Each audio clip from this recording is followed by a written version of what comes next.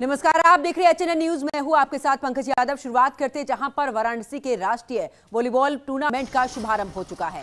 प्रधानमंत्री नरेंद्र मोदी ने virtually tournament का उद्घाटन किया है। मुख्यमंत्री योगी आदित्यनाथ भी कार्यक्रम में मौजूद रहे हैं। डॉक्टर संपूर्णानंद स्पोर्ट्स स्टेडियम में हो रहा है ये टूर्नामेंट। 58 टीमों के 1000 से अधिक खिलाड़ी इसमें हिस्सा ले रहे हैं।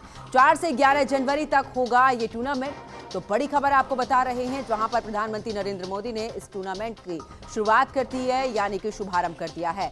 मुख्यमंत्री योगी आदित्यनाथ भी इस दौरान मौजूद रहे हैं। इससे पहले मुख्यमंत्री योगी आदित्यनाथ का भी संबोधन रहा, जिसमें उन्होंने कई बातों का जिक्र किया। उन्होंने कहा कि खेलों को किस तरीके से बढ़ावा दिया जा रहा है। कई ऐसे योजनाओं के बारे में भी जिक्र करते नजर आए हैं। आपको बता दें कि डॉक्टर संपूर्णानंद स्पोर्ट्स स्टेडियम में हो रहा है टूर्नामेंट। 58 टीमों के 1000 से अधिक खिलाड़ी फिलहाल इसमें हिस्सा ले रहे हैं। तो राष्ट्रीय वॉलीबॉल टूर्नामेंट का शुभारंभ हो चुका है। मुख्यमंत्री योगी आदित्यनाथ कार्यक्रम में मौजूद रहे हैं। तस्वीरें भी आपको दिखा रहे हैं। प्रधानमंत्री नरेंद्र मोदी ने वर्चुअली इसका उद्घाटन किया है। आपको बता दें कि कई बार प्रधानमंत्री नरेंद्र मोदी ने खिलाड़ियों से बातचीत की, हमेशा ही खेलों के प्रति प्रोत्साहित, और साथ ही यहाँ पर प्रधानमंत्री नरेंद्र मोदी बात करते हैं साथ ही किस तरीके से खेलों को बढ़ावा दिया जाए, इसको लेकर भी कई बार जिक्र उन्होंने किया है। आज इस टूर्नामेंट का उद्घाटन प्रधानमंत्री नरेंद्र मोदी ने किया है। मुख्यमंत्री योगी आदित्यनाथ इस कार्यक्रम में मौजूद रहे। साथ ही आपको बता दें कि उन्होंने सबसे पहले यहां पर जिस तरीके से पूरी तैयारी रही इसकी जानकारी ली। खेलों के प्रति किस तरीके से जागरूकता है, इसके अलावा क्या कुछ व्यवस्थाएं हैं, उसकी भी पूरी जानकारी मुख्यमंत्री योगी आदित्यनाथ ने ली। अब चलिए आगे बात करते हैं प्रयागराज की। संगम की पवित्र रेती पर आस्था का महासंगम उमड़ पड़ा है। गंगा यमुना अदृश्य सरस्वती के संगम पर माघ मेले का भव्य आगाज हो चुका है। पौष पूर्णिमा के पहले स्नान एवं इस पर लाखों जो श्रद्धालु हैं वो संगम में आस्था की डुबकी लगा रहे हैं। 44 दिनों तक चलने वाला ये ऐतिहासिक माघ मेला सिर्फ एक धार्मिक आयोजन नहीं है, बल्कि सनातन परंपरा, सांस्कृतिक सुरक्षा व्यवस्था का भी अद्भुत उदाहरण ये है। जहां करोड़ों श्रद्धालुओं के स्वागत के लिए प्रशासन पूरे तरीके से मुस्तैद नजर आ रहा है, तो वहीं माघ मेले के लिए प्रयागराज में 1500 से ज्यादा सीसीटीवी कैमरे लगाए गए हैं। घाट पर आधुनिक उपकरणों के साथ में सुरक्षाकर्मी तैनात किए गए हैं। इन कैमरों से 24 घंटे एक केंद्रीय कमांड सेंटर के जरिए शहर की निगरानी भी की जा रही है। मेला स्थल पर सुरक्षा भीड़ प्रबंधन के लिए भी विशेष उपकरणों से लैस कर्मियों को भी तैनात किया गया है। तो माघ मेले की बीते दिन से शुरुआत हो चुकी है। पौष पूर्णिमा पर 30 लाख से ज्यादा श्रद्धालु यहां पर पहुंचे, जिन्होंने आस्था की डुबकी लगाई। आपको बता दें कि हर रोज की बात करें तो टारगेट यही रखा गया है, जो लक्ष्य रहा था कि आखिरकार 15 से 20 लाख जो श्रद्धालु हैं वो हर दिन यहां पर स्नान करने के लिए पहुंचेंगे। लेकिन आपको बता दें कि जब पहले ही दिन इसकी शुरुआत हुई है मेले की, क्योंकि पौष पूर्णिमा भी थी, पहला स्नान भी था, तो यहां पर 30 लाख से ज्यादा श्रद्धालु यहां पहुंचे, जिन्होंने संगम में आस्था की डुबकी लगाई। अब चलिए आगे बात करते हैं। प्रयागराज में माघ मेले के पहले ही दिन 31 लाख श्रद्धालुओं ने संगम में आस्था की डुबकी लगाई। इसे लेकर मुख्यमंत्री योगी आदित्यनाथ ने एक्स पर पोस्ट भी किया। उन्होंने कहा कि संगम में स्नान करने वाले साधु संतों, कल्पवास के लिए भी बढ़ाते श्रद्धालुओं का अभिनंदन। स्थानीय प्रशासन, पुलिस, मेला प्रबंधन, स्वच्छता कर्मी, नाविकों को भी बधाई। तो आखिरकार मुख्यमंत्री योगी आदित्यनाथ ने भी देखिए एक्स पर पोस्ट किया, जिसमें उन्होंने ये भी जानकारी दी है कि पहले ही दिन 31 लाख से ज्यादा श्रद्धालुओं ने आस्था की डुबकी लगाई है। पावन स्नान पर्व के सकुशल संपन्न होने पर स्थानीय शासन, पुलिस प्रशासन, सफाई कर्मी, इसके अलावा वहां पर जिस तरीके से प्रशासनिक अमला तैनात है, सभी को लेकर यहां पर बधाई दी है। तो मुख्यमंत्री योगी आदित्यनाथ की तरफ से ये पोस्ट भी किया गया है। इसके अलावा उन्होंने प्रदेशवासियों को भी बधाई दी है। आपको बता दें कि प्रयागराज में इस समय पर माघ मेले की शुरुआत हो चुकी है, यानी कि 3 जनवरी से लेकर 15 फरवरी तक ये मेला रहेगा। फिलहाल इसका जो पहला स्नान पौष पूर्णिमा का वो पूरा हो चुका है। 31 लाख श्रद्धालुओं ने आस्था की डुबकी लगाई है।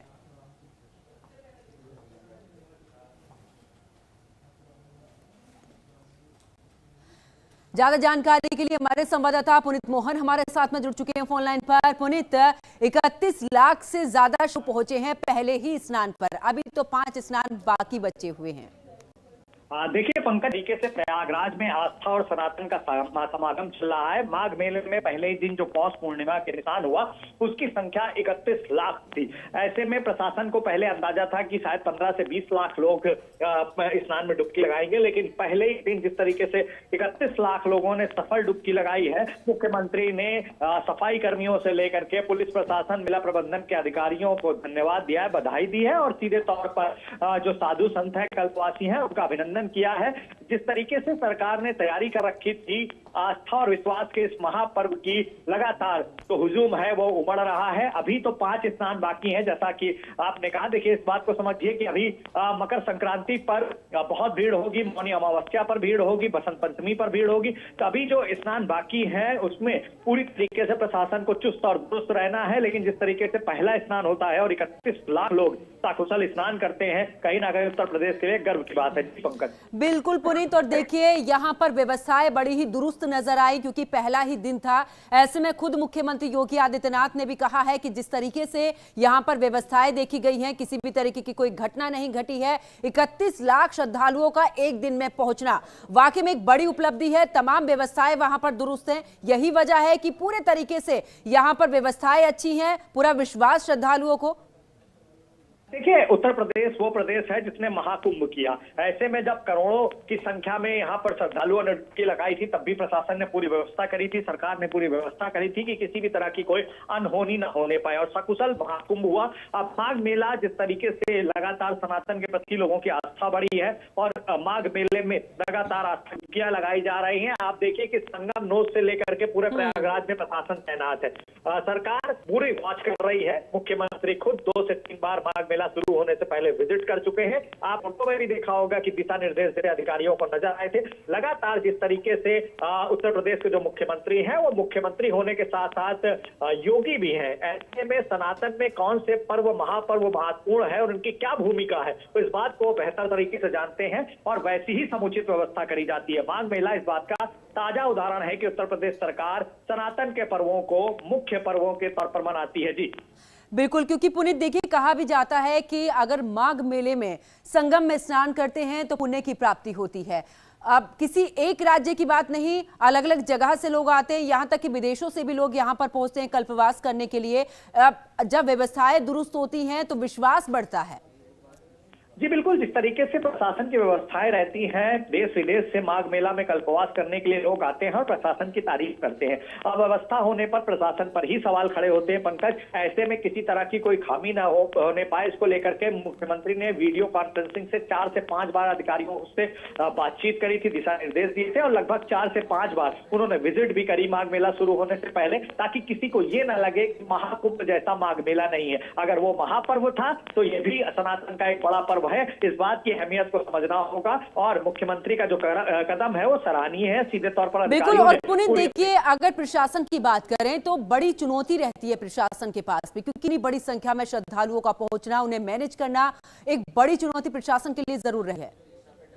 जी बिल्कुल पंकज, जिस तरीके से जो प्रयागराज है वो 3 तरफ नदियों से घिरा हुआ एक छोटा सा शहर है। ऐसे में जब वहां पे लाखों की संख्या में श्रद्धालु आते हैं तो कहीं ना कहीं अव्यवस्था होने का अंदेशा रहता है, लेकिन प्रशासन चुस्त दुरुस्त रहता है, रूट डाइवर्जन रहता है और AI कैमरे से नजर रखी जा रही है। ATS की निगरानी में पूरा ये माघ मेला हो रहा है। अब आप देखिए कि व्यवस्थाओं में किसी तरह की कोई कमी नहीं है, तो स्नान भी बहुत आराम से हो रहा है। 31 लाख लोग पहले दिन स्नान करने आते हैं, स्नान करके निकलते हैं और किसी भी तरह की कोई अव्यवस्था की बात सामने नहीं आती है। बहुत बहुत शुक्रिया पुनीत मोहन हमारे साथ जुड़ने के लिए, तमाम जानकारी साझा करने के लिए। अब आगे बात करते हैं संभल की, जहां पर सरकारी जमीन पर मस्जिद निर्माण का मामला सामने आया है। ग्रामीणों ने मस्जिद को खुद से ही तोड़कर गिरा दिया है।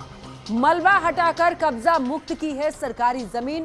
संभल में आज होना था बुलडोजर एक्शन, लेकिन उससे पहले लोगों ने कब्जा मुक्त की गई ये जमीन फिलहाल यहां पर कर दिया है, यानी कि सरकारी जमीन प्रशासन पहले ही यहां पर जुर्माना भी लगा चुका है। असमोली थाने के सलेमपुर सालार का ये पूरा मामला है। सरकारी जमीन पर जो मस्जिद बनी हुई थी, जो यहां पर अतिक्रमण किया हुआ था, फिलहाल उसको खुद ही लोगों ने हटा दिया है। तो संभल में आज होना था बुलडोजर एक्शन, लेकिन उससे पहले लोगों ने कब्जा मुक्त की है सरकारी जमीन। प्रशासन पहले ही मुतवल्ली पर लगा चुका है जुर्माना, जहां पर असमोली थाना देखिए, सलेमपुर सालार का ये पूरा मामला है। सरकारी जमीन पर मस्जिद निर्माण का है पूरा मामला। इसको लेकर बाकायदा प्रशासन की तरफ से नोटिस भी चस्पा किया गया था। इसको गिराने के लिए भी तारीख तय कर दी गई थी। आज यहां पर बुलडोजर से एक्शन होना था, लेकिन उससे पहले ही यहां पर जो स्थानीय लोग थे उन्होंने इस मस्जिद को गिरा दिया है। मलबा भी पूरे तरीके से यहां से हटता हुआ नजर आया। ये देखिए, वीडियो भी आपको दिखा रहे हैं किस तरीके से इस मस्जिद को खुद ब खुद यहाँ के जो लोग रहे हैं, स्थानीय लोग, उन्होंने यहाँ से इसे गिराया है। ज्यादा जानकारी के लिए हमारे संवाददाता सतीश हमारे साथ में जुड़ चुके हैं। सतीश, जिस तरीके से यहाँ पर आज बुलडोजर से कार्रवाई होनी थी, लेकिन उससे पहले यहाँ पर स्थानीय लोगों ने ही इस मस्जिद को गिरा दिया है, यानी कि सरकारी जो जमीन कब्जा की हुई थी उसे कब्जा मुक्त कर दिया है। थाना क्षेत्र का मामला है। यहाँ पर जहाँ पर जो है सलेमपुर गांव पड़ता है, यहाँ पर अवैध तरीका से एक मस्जिद जो ग्राम सभा की जमीन थी उस पर कब्जा करके बनाई गई थी। इसी को लेकर के जो है प्रशासन ने इसे चेतावनी दे दी गई थी और समय दिया गया था कि इसे 4 तारीख से पहले हटा दें, नहीं तो बुलडोजर की कार्रवाई की जाएगी। इससे पहले ही गांव के लोगों ने इसकी चौकटे किवाड़ शांतिपूर्ण तरीके से निकाली और उन्होंने समय मांगा। और समय मांगने के बाद में जो है गांव की जो मौलवी होते हैं जो की कमेटी के लोगों ने मस्जिद के लिए स्वयं तोड़ा गया और तोड़ने के बाद में वहाँ पर जो है जो मलबा है उसके प्रशासन हटाया जा रहा है। बात की जाए तो यहाँ पर जो डीएम पहुंच चुके हैं नरेंद्र पैसिया जी, और उन्होंने जो ग्राम सभा की जमीन थी उसे दस्त करने के बाद में वहाँ पर जो है जो 20 लोगों के लिए कब्जा मुक्त करा करने के बाद में आवेदन कर दिया गया है। जी सतीश, यहाँ पर पहले ही जुर्माना लगाया गया था, इसको लेकर नोटिस भी चस्पा किया गया था, तारीख तय कर दी गई थी, लेकिन उससे पहले इस तरीके से लोगों की तरफ से कार्रवाई। ये बता दें जिस तरीके से कार्रवाई को नोटिस दिया गया था और उन्हें समय दिया गया था 4 तारीख के लिए 4 जनवरी से पहले आप इसे खत्म कर दें, तोड़ दें, नहीं तो बुलडोजर कार्रवाई होगी। इसी को लेकर के जो मौलाना वहाँ के जो इन्होंने मस्जिद बनाई थी उनके खिलाफ कार्रवाई की बात भी की गई थी और उन्हें जो है 8 लाख का जुर्माना भी लगाया गया था। अब बात की जाए तो वो मस्जिद जो पहले ही और उन्होंने 3 तारीख से तोड़ना स्टार्ट करा। 4 तारीख को उन्होंने फाइनल करके मस्जिद तोड़ दी। नगर पालिका की टीम वहाँ पर जो है योग सहित वहाँ पहुंची और वहाँ का मलबा हटा दिया गया है। लेकिन डीएम वहाँ पहुंचने के बाद में नरेंद्र पैसे पहुंचते हैं, पहुंचने के बाद में उस जमीन का आवंटन कर देते हैं और 20 जो गरीब परिवार थे उन लोगों के लिए आवंटन किया गया है और 20 परिवार के लिए जमीन दे दी गई। सतीश, अगर बात करें, क्योंकि संभल में एक के बाद एक कुछ इसी तरीके की तस्वीरें निकलकर सामने आ रही हैं, जब अवैध रूप से यहाँ पर भी कब्जा किया हुआ है, कहीं पर मदरसा बनाया हुआ है, कहीं पर मस्जिद बनी हुई है, या फिर किसी अन्य लोगों के द्वारा भी यहाँ पर अतिक्रमण किया हुआ है। पूरे तरीके से प्रशासन यहाँ पर एक नजर आ रहा है और एक एक करके और सारी सरकारी जो जमीनें हैं उन्हें खाली कराया जा रहा है। जी बता दें, जिससे बात की जाए जिनका संबंध पहले ही चेतावनी दे दी गई थी, जो भी सरकारी संपत्ति पर कब्जा करे हुए हैं तो तुरंत छोड़ दिए ना, तो उनके खिलाफ कार्रवाई की जाएगी। आज भी डीएम नरेंद्र पैसिया ने आदेश कराया है कि जो भी आवंटन कर रखा, जैसे जमीन पर किसी पे तालाब पे कब्जा कर रखा, किसी मकान पे कब्जा कर रखा, नगर पालिका की जमीन है या ग्राम सभा की जमीन पर जो लोगों ने कब्जा कर रखा है उसे तुरंत खाली कराई जाएगी। अगर खाली नहीं करते हैं उन्हें समय दिया जाता है, नोटिस दिया जाता है। अगर वो अपने डॉक्यूमेंट पूरे कर पाते हैं तो जो है छोड़ दिया था, ना कि उनके खिलाफ कार्रवाई की जा रही है। जी अभी कितनी ऐसी जमीन है सतीश, कोई जानकारी की आखिरकार कितनी ऐसी जमीन जो कि कब्जा मुक्त करानी है? देखिए बता दूं, जिससे बात की है जनपद संबल में जहाँ सूचना मिलती है, कोई कहीं से शिकायत आती है कि ये ग्राम सभा की जमीन इन्होंने कब्जा कर रखी है, तुरंत एक्शन लिया जाता है, उसकी नापतोल की जाती है, उसका नक्शा निकाला जाता है। जब पाया जाता है कि हाँ ये नगर पालिका की या ग्राम सभा की जमीन है या तालाब के पट्टा है जो कब्जा कर रखा है, उसे तुरंत खाली करा दिया जाता है। अब जो सामने आते हैं उनके जो है जो कब्जे कर रखे लोगों ने, उन्हें तुरंत चेतावनी दी गई है। अगर वो खाली नहीं की गई तो उनके खिलाफ सख्त कार्रवाई की जाएगी। बहुत बहुत शुक्रिया सतीश, हमारे साथ जुड़ने के लिए, तमाम जानकारी साझा करने के लिए। फिलहाल यहाँ रुकते एक छोटे से ब्रेक के लिए, ब्रेक के बाद फौरन हाजिर होते हैं।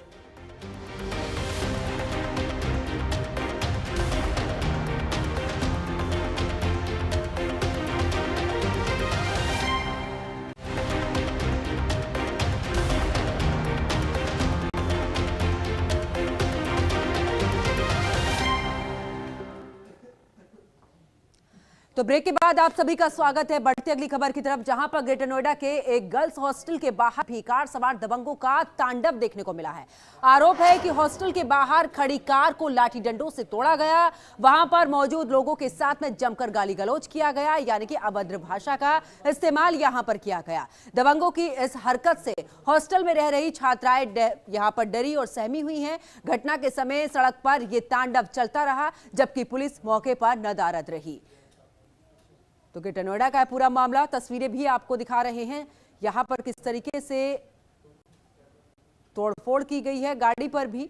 तो वही बता कि गर्ल्स हॉस्टल के सामने की ये तस्वीर, जहां पर आप देख सकते हैं कि दबंग यहां पर पहुंचे हैं। घटना के समय पुलिस पूरे तरीके से नदारद यहां पर नजर आई है। तो गर्ल्स हॉस्टल के बाहर ये तांडव देखने को मिला है, जहां पर दबंगों ने वाहनों में की है जमकर तोड़फोड़।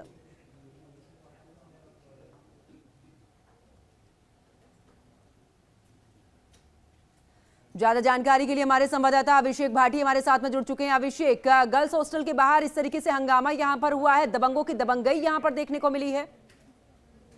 देखिए बिल्कुल पंकज, नोएडा के थाना ओलिस पार्क का पूरा ये मामला है। कहीं ना कहीं बता दें आपको कि गर्ल्स हॉस्टल एक पीजी संचालक जो है ग्रेट नोएडा में एक पीजी को चलाता है। कहीं ना कहीं उसी के चलते जो वीडियो है वो काफी दिन पुराना बताया जा रहा है। लेकिन आप बता दें कि जैसे ही संज्ञान में फिलहाल ये पुलिस के आया तो लगातार इस पर कार्रवाई जो है पुलिस द्वारा की जा रही है। बता दें आपको कि वीडियो में साफ तौर पर दिखाई दे रहा है कि कुछ दबंग जो है गर्ल्स हॉस्टल के बाहर आए थे और गाड़ियों में तोड़फोड़ करके गाली गलौज करके जो है वहां से निकले। तो कहीं पर किसी ने इस पूरे मामले का जो है रिकॉर्ड करके जो है एक्स पर जो है इसको वायरल कर दिया था, जिस चलते जो है पुलिस अब इस पूरे मामले का संज्ञान लेते हुए कार्रवाई कर रही है। अभिषेक, क्या सिक्योरिटी गार्ड यहाँ पर नहीं थे? उन्होंने जानकारी पुलिस को नहीं दी? बिल्कुल, आप बता दें कि पीजी संचालक द्वारा बताया गया था कि साफ तौर पर कोई सिक्योरिटी गार्ड वहां मौजूद न होने के कारण जो है ये पूरा मामला सामने आया था। कहीं ना कहीं गर्ल्स हॉस्टल जो है नॉलेज पार्क में कई ऐसे हॉस्टल मौजूद वहाँ पे है नॉलेज पार्क में, तो कहीं ना कहीं पीजी संचालक द्वारा ये भी एक लापरवाही साफ तौर पर सामने आ रही है कि आखिर सिक्योरिटी गार्ड क्यों नहीं रखा गया था वहां पर। तो साफ तौर पर जो दबंग थे वो सिक्योरिटी गार्ड ना होने का फायदा उठाकर वहां पर आए और गाड़ियों को तोड़फोड़ करने के बाद लगातार जो है गाली गलौज करके वहां से फिर निकले। जी पंकज। बिल्कुल अभिषेक, क्योंकि देखिए जिस तरीके से मामला सामने आया है, यहाँ पर कई सवाल खड़े होते हैं कि आखिरकार ये गर्ल्स हॉस्टल है, यहाँ पर सुरक्षा होनी चाहिए, लेकिन यहाँ पर एक भी पुलिसकर्मी सिक्योरिटी गार्ड यहाँ तक नहीं है। कोई अनहोनी यहाँ पर किसी के साथ हो जाती, उसका जिम्मेदार कौन होता? जी बिल्कुल, बता दें आपको कि हॉस्टल संचालक द्वारा ये पूरी लापरवाही जो सामने आई थी उसी ने ही वीडियो जो है बात पुलिस को दिया है। लेकिन बता दें लापरवाही इसमें थाना नॉलेज पार्क पुलिस की भी साफ तौर पर दिखाई दे रही है। जो काफी दिन पुराना होने के कारण जो है अपराधी जो है अभी तक हिरासत में नहीं आए। फिर से जो वीडियो वायरल हुआ है तो कहीं ना कहीं सोशल मीडिया पर वायरल होने के बाद लगातार जो थाना नॉलेज पार्क पुलिस अब इस पूरे मामले का संज्ञान लेने के बाद अब कार्रवाई में जुट गई है। पंकज, बहुत बहुत शुक्रिया अभिषेक हमारे साथ जुड़ने के लिए, तमाम जानकारी साझा करने के लिए। ग्रेटर नोएडा का पूरा मामला, घटना के समय पुलिस यहाँ पर नदारद नजर आई है। अब आगे बात करते लखनऊ की। लखनऊ विश्वविद्यालय को नया कुलपति मिल गया है। ये जिम्मेदारी अब प्रोफेसर जयप्रकाश सैनी संभालेंगे। फिलहाल आपको बता दें कि वो मदन मोहन मालवीय प्रौद्योगिकी विश्वविद्यालय गोरखपुर के कुलपति हैं। उनकी नियुक्ति लखनऊ विश्वविद्यालय के कुलपति के तौर पर 3 साल के लिए की गई है। बताया यह भी जा रहा है कि प्रोफेसर जयप्रकाश सैनी झांसी जिले के रहने वाले हैं। वो साल 2023 में गोरखपुर के मदन मोहन मालवीय विश्वविद्यालय के कुलपति बने थे। इससे पहले वो Netaji Subhash university of technology नई दिल्ली के कुलपति भी रह चुके हैं। तो एक नई जिम्मेदारी अब उन्हें मिली है, यानी कि नया यहाँ पर कुलपति के पद पर उन्हें रखा गया है। अब पदभार उन्होंने संभाला है। यूपी की राज्यपाल ने जारी किया है यह आदेश।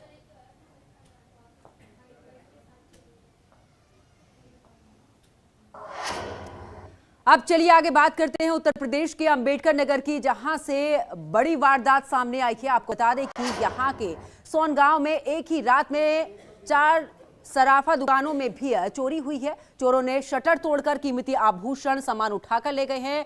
चोरी के दौरान सीसीटीवी कैमरों पर भी कपड़ा डालकर निगरानी से बचने की कोशिश यहां पर की गई है। बावजूद इसके वारदात कैमरे में कैद हो गई। सूचना मिलने पर पुलिस तुरंत मौके पर पहुंची है, जांच में जुटी है। पुलिस का यह भी कहना है कि मामले की गहनता से जांच की जा रही है। चोरों की जल्द ही पहचान कर गिरफ्तारी भी की जाएगी। तो इन चोरों ने कई दुकानों को अपना निशाना बनाया। माध्यम से सूचना प्राप्त हुई कि चनवा चौराहा थाना कोतवाली अकबरपुर में 4 दुकानों में चोरी का प्रयास किया गया है। मौके पर तुरंत थाना कोतवाली अकबरपुर का पुलिस बल पहुंचा और मैं भी स्वयं पहुंचा। जांच करने पर यह ज्ञात हुआ कि 3 दुकानों में चोरों के द्वारा शटर तोड़ने का प्रयास किया गया, किंतु सफल नहीं हुए। वहीं एक दुकान में उनके द्वारा शटर तोड़कर चोरी करने का प्रयास किया गया, जिसमें संबंधित दुकान स्वामी से पूछताछ की गई तो उसने बताया कि लगभग 3,000 रुपये नकद और लगभग 20,000 की चांदी का सामान। अब चलिए आगे बात करते हैं, जहां पर कड़ाके की ठंड के बीच में अमरोहा जिले के धनोरा नगर में भी सरकारी रैन बसेरों की स्थिति सवालों के घेरे में आ गई है। यहां पर गरीब मजदूर बेसहारा लोग खुले में रात गुजारने को मजबूर हैं। वही हाईवे किनारे पर एक मजदूर रामोतार रेहड़ी पर सोता हुआ मिला है, जबकि दिव्यांग ई रिक्शा चालक रामपाल पन्नी के नीचे ठंड से बचने की कोशिश करता नजर आया है। वही एक बुजुर्ग महिला भगवती यात्री जो है वो यहां पर शेड में रात बिताती हुई नजर आई है। तो वही सरकारी रैन बसेरे खाली पड़े हैं। स्थानीय लोगों ने प्रशासन से तत्काल राहत की व्यवस्था को लेकर भी मांग की है, लेकिन आपको बता दें कि खुद मुख्यमंत्री योगी आदित्यनाथ ने भी इसको लेकर पहले ही निर्देश दिए थे कि अगर कोई भी बेसहारा लोग खुले आसमान के नीचे सोते हुए मिलते हैं, उसकी जिम्मेदारी वहां के अधिकारियों की होगी। अब देखना होगा कि धनोरा से ये जिस तरीके से मामला सामने आया है, इसके बाद प्रशासन कितना हरकत में आता है, क्या व्यवस्थाएं यहां पर होती हैं, क्योंकि ठंड लगातार बढ़ रही है। जो तापमान है उसमें गिरावट दर्ज की गई है। मौसम विभाग की तरफ से भी कहा गया है कि आने वाले 2 से 3 दिन तक तापमान 6 से 7 डिग्री पर पहुंचने वाला है। लेकिन ऐसे में जिस तरीके की तस्वीरें अब ये सामने आ रही हैं, ये वाकई में सोचने पर मजबूर कर रही है। देखो हम हैं ही बढ़िया, वो हिसाब ना हमारा। हम हैं किसी टाइम लौट जा, किसी टाइम चले जाओ उठ कर। अब हो तो जी ताला लग जाएगा, छुट्टी ताला नहीं लगता, वहाँ कोई पाबंदी नहीं है, वहाँ जाओ सो आराम से। योगी जी कह रहे हैं कोई भी सड़क किनारे ना सोएगा। सही है, देखो इधर वहाँ जाओगे रेन बसेरे में। हाँ? रेन बसेरे में जाओगे नगर पालिका में। अरे दे अभी ना बता देंगे। ठीक है, कहाँ हो तुम इस समय? धनौरा में। कहाँ लेटे हो तुम? दुकान पर ही, दुकान जाएगा। सड़क किनारे कहाँ के रहने वाले हो? मुरादाबाद। कितना समय हो गया तुम्हें यहाँ लेटे हुए? 7 बजे लेट रहा हूँ। अब तो 9:30 बज रहे हैं, कितने घंटे हो गए? 2-2.5 घंटे। 2-2.5 घंटे हो गए। तो नगर पालिका में रेन बसेरा है, वहाँ क्यों नहीं गए? देखा नहीं था हमने। देखा नहीं था, जानकारी नहीं है? ना। कोई बुलाने वाला पूछने वाला भी नहीं आया? ना ही, अभी तो कोई नहीं आया। कोई नहीं आया। तो पूरी रात यहीं गुजारोगे सर्द हवा में? आगे क्या करें। तो इस बुलेटिन में फिलहाल इतना ही। आप देखते रहिए HNN न्यूज। नमस्कार।